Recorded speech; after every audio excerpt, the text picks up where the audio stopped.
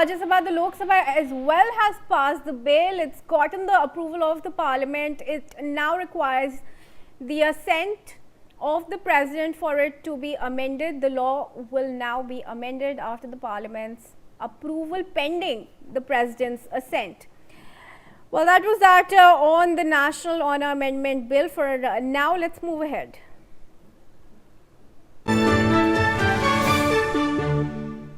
Now, after passing the Lok Sabha floor test with voice voting, the Public Examinations Prevention of Unfair Means Bill has now moved to Rajya Sabha amid opposition's uproar and sloganeering.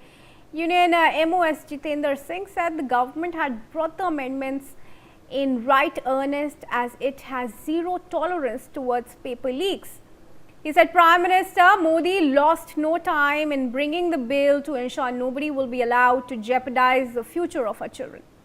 With that, let's take a look at some of the big and unprecedented moves by the centre in regard to the bill. I'm going to go across to my plasma screens for that to take a look at the anti-paper leak bill. The 5 big moves that we are going to discuss right now. Firstly, the bill is to be passed within 5 days of its introduction. So that is key for the timeline to be adhered to. The bill needs to be passed in a period of 5 days. Secondly, the special courts will be deciding paper leak cases within 3 months. This is another big move that we have seen being effected within 3 months. 3 months of time will be required for these fast track special courts to clear those cases.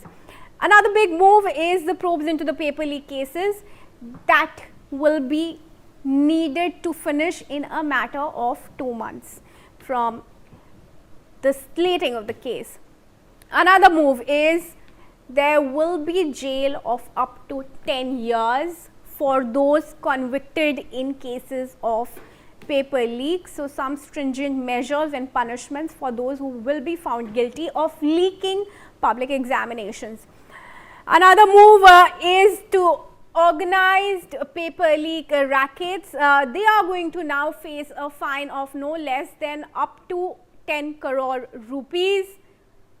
That is the amount of fine that they may have to incur, as much as 10 crore rupees.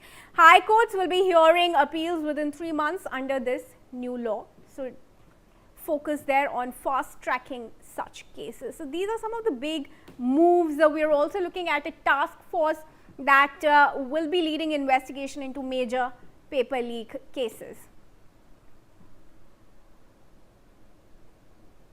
An STF or a special task force will be constituted for this purpose. Then there will be impersonation and digital tampering to attract stringent punishment.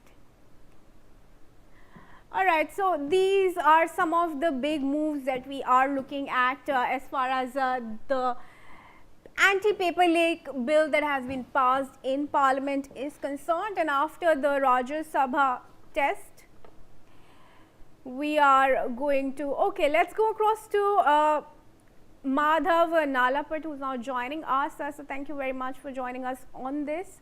How do you view the bill and the provisions that have been slated? We're talking about the anti-paper leak bill. No, I think the bill is very well drafted. The provisions are very well drafted. The only problem is in the implementation. You have to make sure that down the line there is no corruption. The problem about the law may be good, and at the top level the intent will be good, but then at lower levels corruption happens and then the problem comes. So now there has been an intense drive to root out corruption at all levels of the education department, so this kind of scandal does not come again. Thank you. For the Rajya Sabha to pass the bill now, it has been slated, but do you think the provisions are sufficient, and do you think the fast track courts and that will be constituted as part of the bill are enough to tackle the challenges that we have seen as far as leaking of examination papers are concerned? We've had fast track courts that have been set up for rape cases as well, but the cases do not stop. That's one of the big contentions that has been put forward. Well, I quite agree that the problem lies in implementation, and a fast track court we will know only after the fast that courts are and how quick they are in bringing the guilty to book. if the courts are quick and the guilty are brought to book, then I think the laws are sufficient to tackle this problem. Thank you.